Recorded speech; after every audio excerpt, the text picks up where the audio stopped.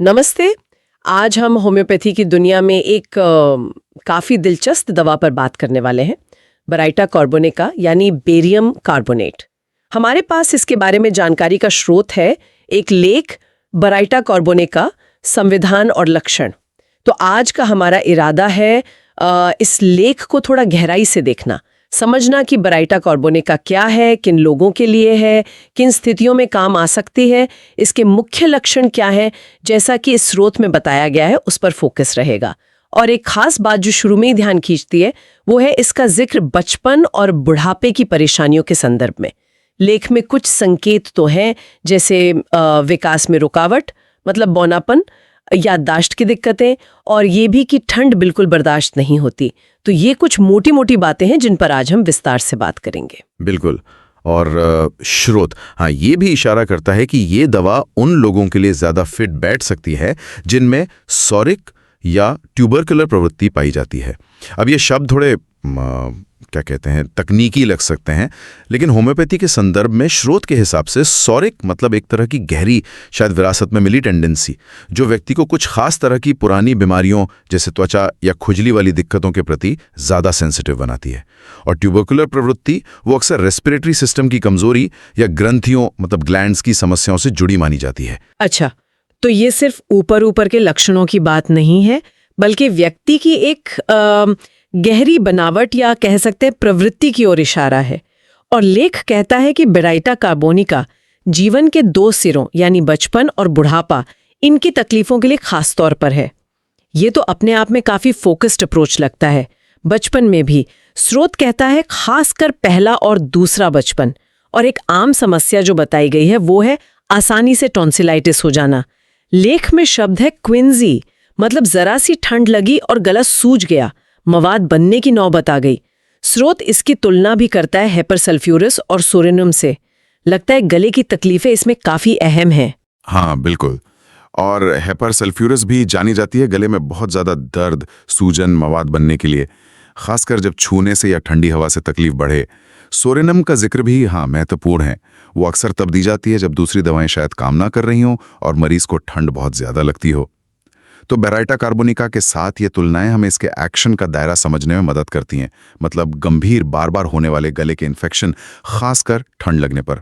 बच्चों के बारे में स्रोत एक और शब्द इस्तेमाल करता है, स्क्रोफ्यूलिस।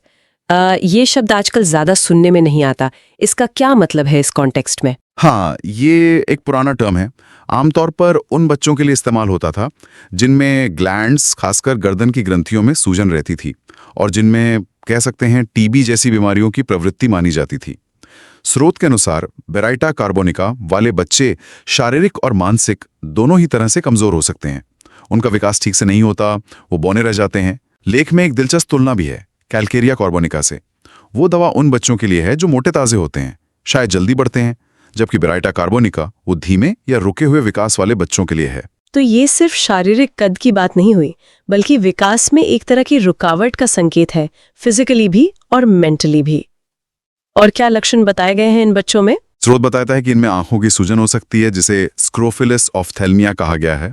कॉर्निया में धुंधलापन आ सकता है, पेट फूला हुआ रह सकता है, बार बार पेट दर्द, सामान्य कमजोरी। तो कुल मिलाकर एक ऐसी पिक्चर बनती है जहां बच्चा पूरी तरह से विकसित नहीं हो पा रहा है, ना शरीर से ना मन से। और ये सिर्फ बच्चों तक की सीमित नहीं है, जैसा आपने शुरू में कहा था। वयस्कों और बुजुर्गों के बारे में भी खास बातें हैं।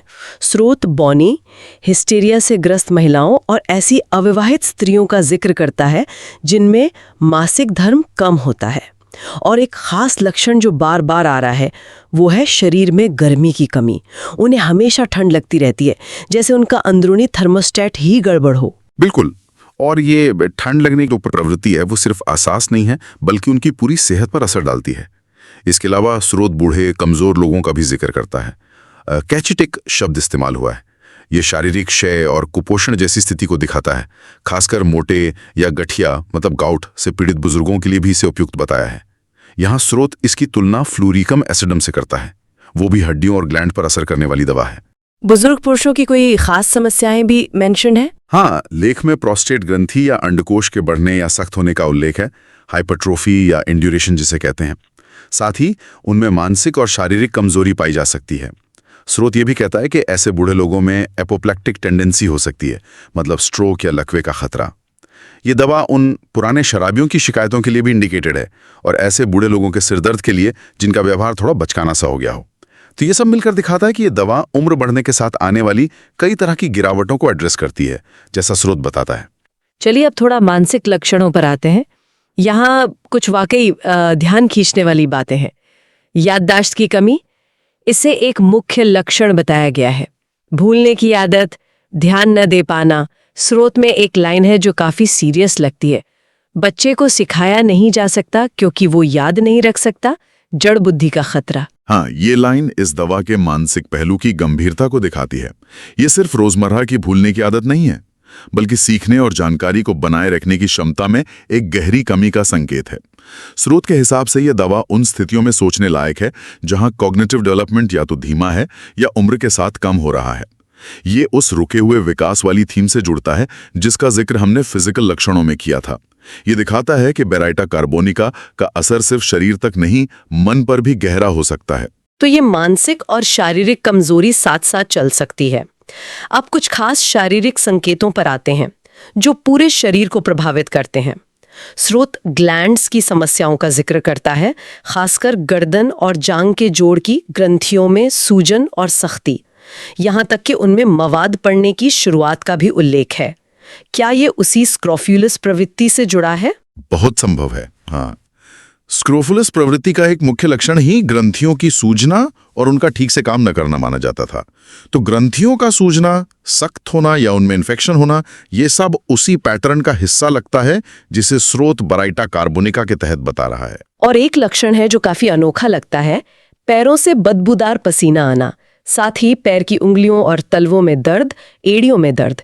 लेकिन इससे भी ज्यादा चौंकाने वाली बात जो स्रोत कहता है वो ये है कि अगर ये पैरों का पसीना किसी वजह से दब जाए, रुक जाए, तो उसके बाद गले की समस्याएं शुरू हो सकती हैं। हाँ, ये होम्योपैथी के उस सिद्धांत की ओर इशारा करता है जहां शरीर को एक पूरी यूनिट माना जाता है।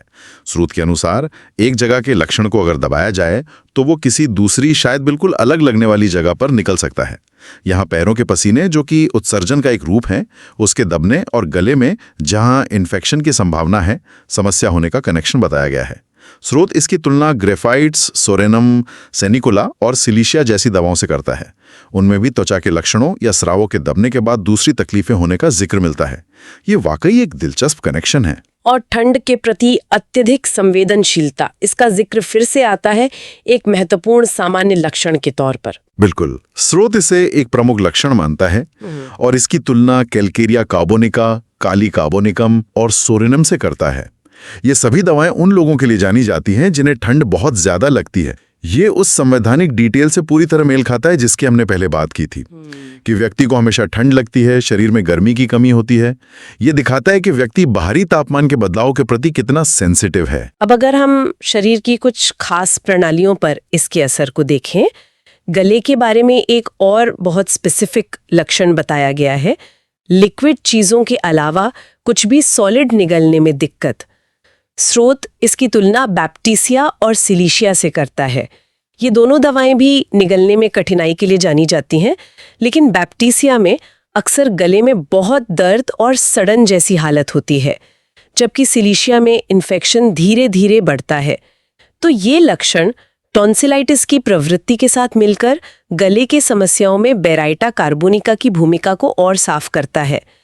पाचन तंत्र के संबंध में भी एक अजीब लक्षण है, हर बार पेशाब करते समय बवासीर का बाहर आ जाना। इसकी तुलना म्यूरियाटिकम एसिडम से की गई है।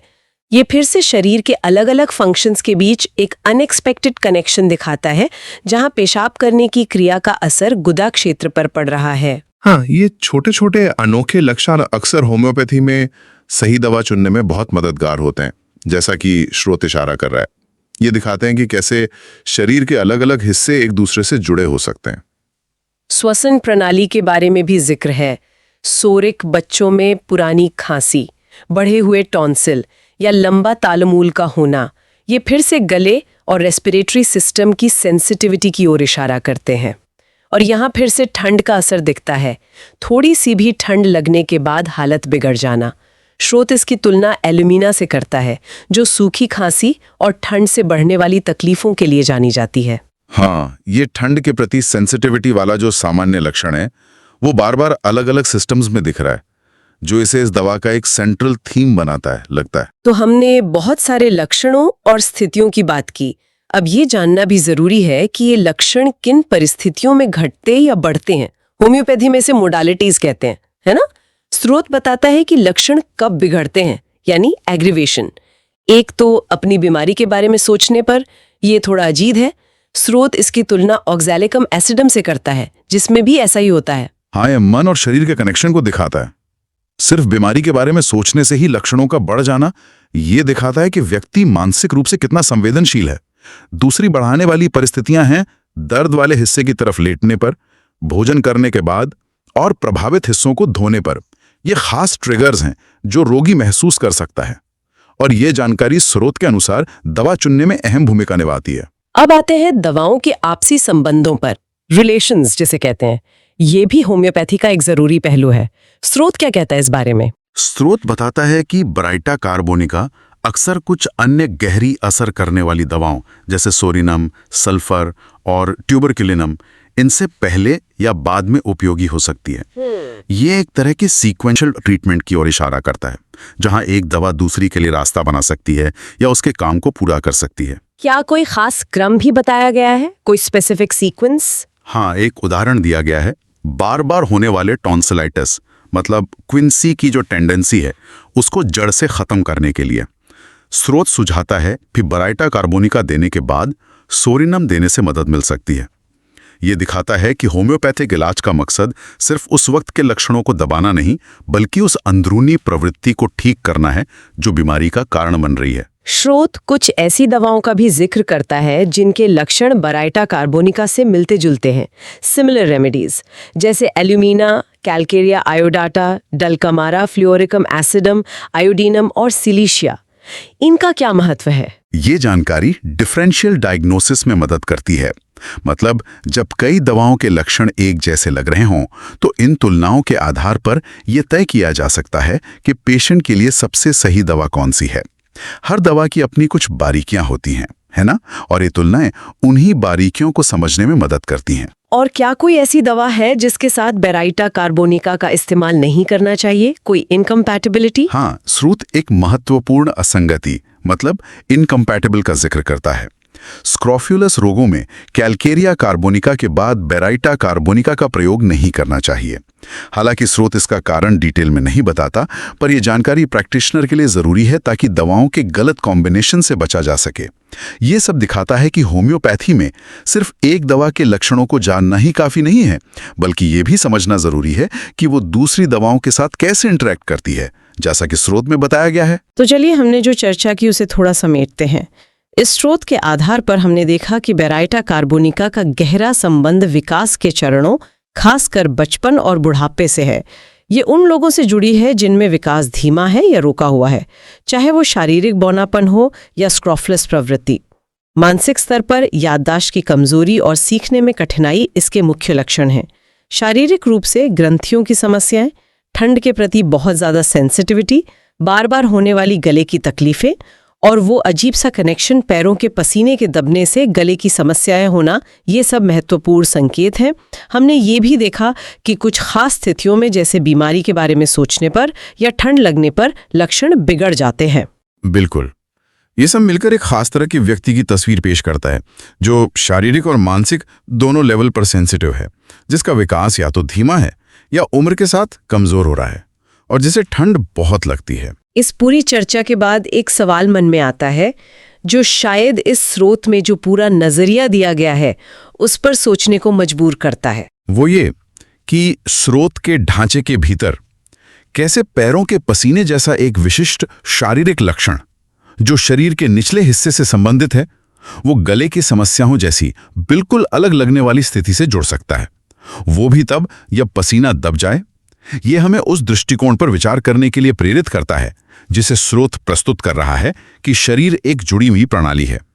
इसमें एक हिस्से में होने वाला बदलाव या दमन किसी दूसरे अप्रत्याशित हिस्से में लक्षण पैदा कर सकता है।